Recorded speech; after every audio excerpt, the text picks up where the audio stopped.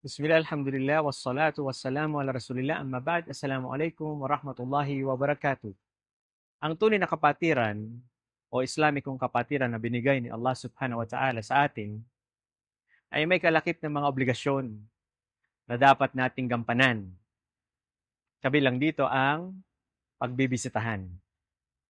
Isinalaysay ng Propeta sallallahu alaihi wasallam na may isang kapatid na bumisita sa isang kapatid sa malayong lugar. At nang siya'y papunta, may dumating na sugo mula kay Allah subhanahu wa ta'ala. Tinanong siya, saan ka pupunta?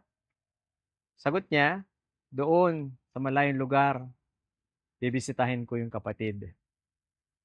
Anong pakay mo sa kanya? Bibisitahin ko siya dahil mahal ko siya para kay Allah. Mayroon ka pa bang ibang pakay? Wala na po. Yun lang. Kung gayon, binabalita ko sa iyo na ako ay sugo ni Allah sa iyo at dahil sa bibisitahin mo ang kapatid mo at wala kang pakay kundi ang mahal mo siya para kay Allah, binibigyan kita ng magandang balita. Inararating sa iyo ni Allah na mahal ka niya. Allahu Akbar. Nadinig niyo mga kapatid? Pagmamahal ng tagapaglikha ang iyong makukuha.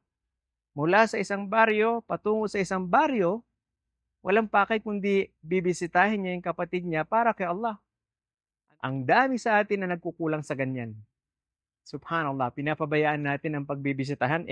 Kasama ito sa obligasyon. Kasama ito sa katangian ng kapatirang binigay sa atin ni Allah subhanahu wa ta'ala. Dito sa Baguio City, at least may 13 na mga masjid at musalla. Lahat yan, pinupuntahan ko. Hinahamon ko po nga mga kapatid natin, tinatanong ko, ilang taong ka na dito sa Baguio? 5 years, 10 years, 15 years? Okay kapatid, nabisita mo na ba lahat ng mga masjid at mga musalla dito?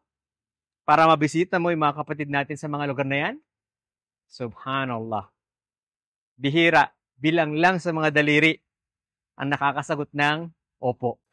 Kaya mga kapatid, sikapin nating tuparin ang obligasyong ito ng kapatiran sa Islam, ang pagbibisitahan.